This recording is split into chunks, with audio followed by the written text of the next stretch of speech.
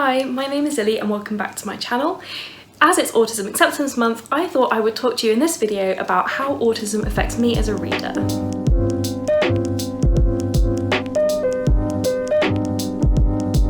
As many of you are aware, autism affects every single aspect of our lives, so I thought it was only appropriate that in Autism Acceptance Month, as a booktuber, I would talk to you about what differences autism has when it comes to reading. And I think you'd be surprised by how different my reading experience is to someone who is neurotypical. So the biggest and most obvious difference to me that I want to talk about is the fact that I have to be really careful and control the noise around me when I'm trying to read. This isn't just when I'm reading fiction, this is just when I'm trying to focus on pretty much anything. But when I'm reading, I need it to either be silence or a controlled noise that I'm in charge of. So I tend to actually not read in silence because when it's silent I can then pick up things like, right now it's silent and I can hear the cars going past, I can hear the fridge buzzing, I can hear an electronic whirring going over that direction, I can hear people upstairs. So when I'm reading I tend to play either classical piano music, lo-fi beats, some white noise, something like that, and depending on the noise level around me it's either just through like a speaker or through some headphones. So that is one of the big differences for me. I can't just pick up a book and read anywhere, like I can't just read on a bus unless I've got headphones on. So yeah, that's why I do actually read a lot of audiobooks, because I'm often walking around wearing headphones, so it makes sense just to pop an audiobook on. Next is something that I think people won't know about, and that is because I have the ability to hyperfocus. I can actually sit and read for really long times, often without realising how long I've sat and read. This doesn't happen for me very often because I tend to be very scatterbrained at the moment, but it has happened to me in the past where I actually read A Court of Mist and Fury in one sitting because I just sat in my armchair when I was a teenager and just read the whole book. Which is, yeah, that's a chunky book. I just sat and read it, and that's something that I have the ability to do if it's a book that I'm really into. But it also means that if I stop reading a book that I'm hyper focusing on, that I have this intense draw to go back and read it, more so than like a neurotypical person would have. It becomes a bit of an obsession, and until I go back and finish that book I can't really get it out of my head. Another difference is that I think the term is an empath, which basically means I over-empathise with a lot of things.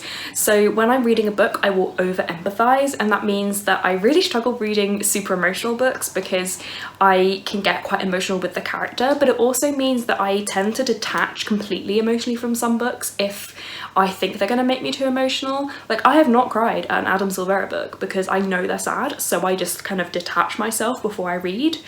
But this is also why I don't tend to read a lot of thrillers or horrors in like one big chunk, because I get so anxious reading them because of the tension that's being built. Like, that atmosphere really affects me to the point where like I can feel my heart racing.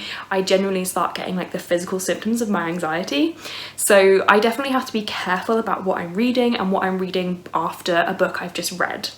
Along similar lines, because I have this like extreme empathy, I also have quite strong mood swings that can be very easily influenced by things around me. So that means I can have a really extended time where I'm in a really long reading slump because of a strong depression or a strong anxiety, and then there's other times where I can be in a really big reading mood and read like 7 books in 1 week like I did a few weeks ago, and it can be very intense and it can move between the two very quickly. Something that might be a bit more obvious to you is that I might also struggle to do things like reading between the lines. It can be quite difficult for me if I'm supposed to infer things that aren't being said on the page.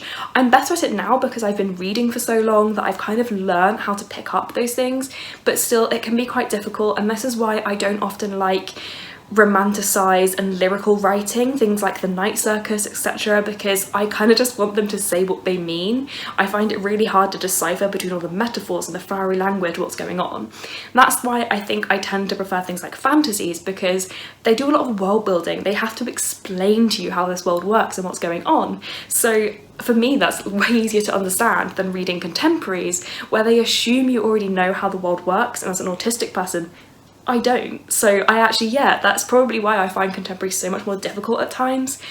And I struggle especially with contemporaries set in places that I'm not familiar with or set in scenarios I'm not familiar with, because I haven't learnt those social rules that other people have just innately.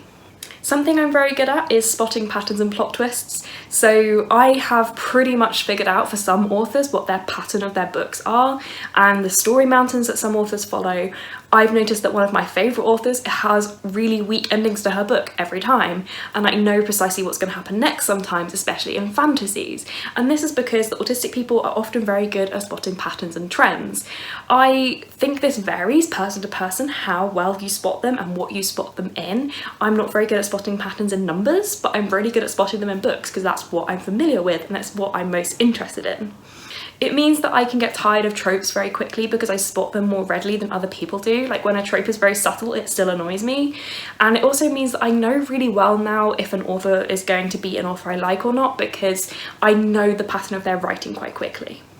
Another difference that has more to do with book buying than book reading is I have real impulse problems. As I said before, everything with autism is a spectrum. Impulse control is something that people can either find really difficult or really easy. And for me, it's something that I find really difficult, and I almost have like no impulse control. So I often find myself bulk buying books when I'm sad.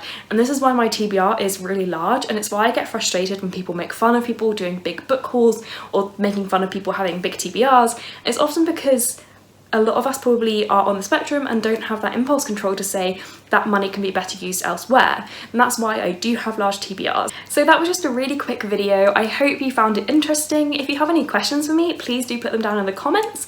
If you found anything relatable, if you're autistic yourself and there's anything else you think affects you because of your autism with reading, let me know. I'd be so interested to hear about it. Thank you so much for watching. If you like this video, please give it a like and consider subscribing to see more content from me. If you'd like to leave me a comment to let me know you are here, leave me a little sunshine emoji in the comments. Thank you so much for watching. Bye!